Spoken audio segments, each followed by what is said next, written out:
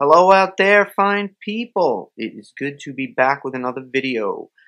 This video is going to be about my experience, my not so good experience with the Martin Dreadnought Jr. Okay, the Martin Dreadnought Jr. is a made in Mexico, smaller version of the Martin Dreadnought, hence Dreadnought Jr. It is, all in all, a really nice sounding guitar, I thought, and a really comfortable guitar to play. A small guitar. This particular one had electronics in it, which is exactly what I wanted, okay? I was in the market for a small guitar that I could take to gigs, that would sound good plugged in, that wasn't too expensive. This guitar, I bought this in, I would say, I don't know, it might have been like the first year it came out. It's probably about 10 years ago already. I spent about $500 or $600 on it, and when I tried it out in the store, it sounded really good. It felt really good in my hands, and it ticked all the boxes for me. So I went out and cha-ching, I bought it, okay?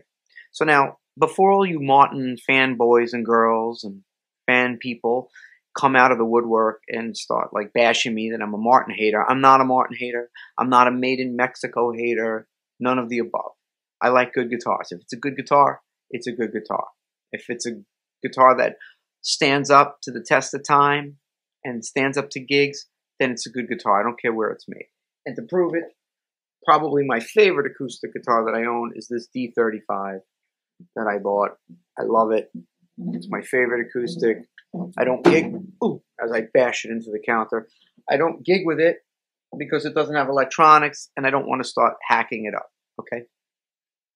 So, I buy this Martin Dreadnought Jr. I take it on some gigs. It sounds good plugged in. It's got Fishman active electronics. It feels good in the hand. It's small, wonderful, fabulous. I'm a happy camper. Mission accomplished. I store it away. I haven't played it in a couple of months. It was in a humidified room, and I, several months later, go to open the case, and lo and behold, this was maybe after owning it. Maybe I owned it for about a year and a half, 2 years actually, because I played it for the first year I owned it. And I take it out of the case, and the back is just split straight up the middle. Okay. And the action is like just all screwed up. Okay, so maybe it needs a setup. I set up the truss rod. I get the action playing well. And I take it out and start gigging with it again. And all is well. It's just got a big crack in the back of it. Now, granted, I have not called Martin, and I did not call Martin to see if they would make good for it. I would think maybe they would. I think they have some sort of lifetime warranty against workmanship. So perhaps I will give Martin a call and see how that experience goes, and maybe I'll make a video about it to see if they can repair it, if they're willing to repair it, or if maybe they would replace the instrument, even though it's been quite a while since that damage has occurred. Now, why does this happen? I have no idea. And if you notice too, on the front, look at these pictures, there's also some sort of thing going on next to the sound hole where it just kind of, the wood looks like it's shifted. I don't know what the heck that is. So now I just kind of resign myself to the fact that, okay, I have a Dreadnought Jr. that's now essentially worthless. I tried to stupidly glue the two pieces back together. I just put wood glue in there. I learned that's not a solution. It's got to be braced. And I kind of knew that, but I just thought, well, maybe that would at least stop it from having a giant slit in the middle of it, but it didn't work.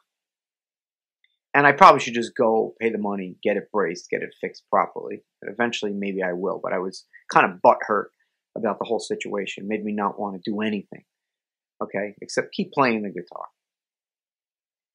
So suddenly, the guitar, like out of nowhere, the action just starts getting unstable. And I've had this situation with other Martins, and I don't know if it's that rich light, which I like to call shit light fretboard, that maybe because it's not wood, it doesn't change with the environment in relation to the rest of the body, and it causes wide fluctuations in the action from day to day. Or maybe it's the laminate neck material. I don't know. I would think it's, and if anything, it might be the Richlight fretboard that maybe just kind of stays static, not changing with the environment in relation to the rest of the guitar, which causes the action to fly all over the handle.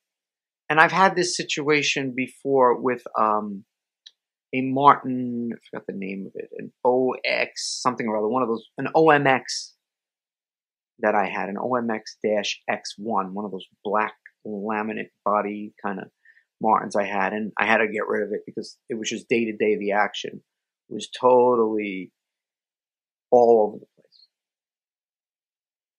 The final straw for me with this Dreadnought Junior was I had a gig in Mexico last December.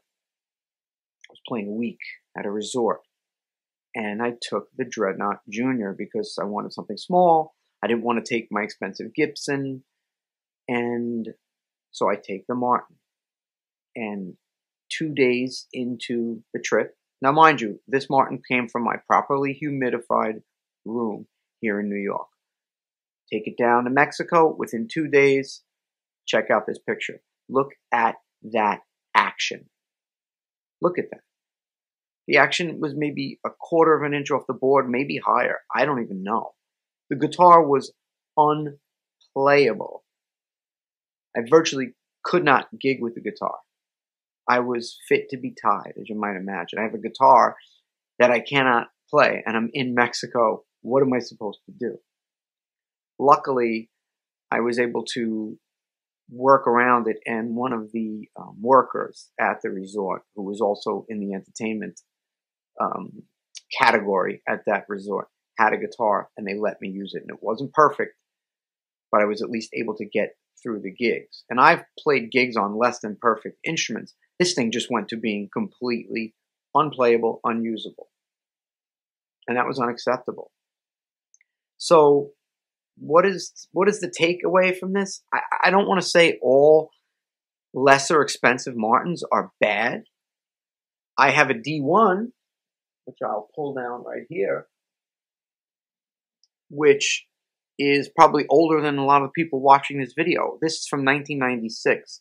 It's a made in America, bare bones Martin D1. It has laminate sides, okay? So it's not completely all solid wood, okay? And I've had it for years. Hold on, let me put this away. It has been the most stable, consistent guitar.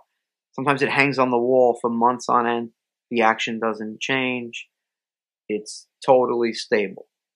So what went wrong with this Martin Dreadnought Junior? Why did it split up the back for no reason?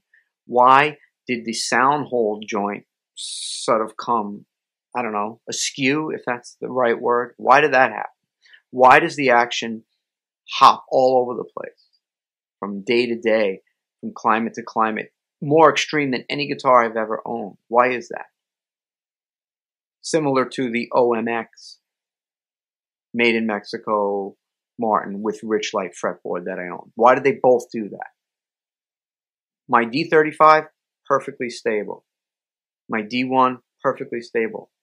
My Gibson Songwriter, perfectly stable.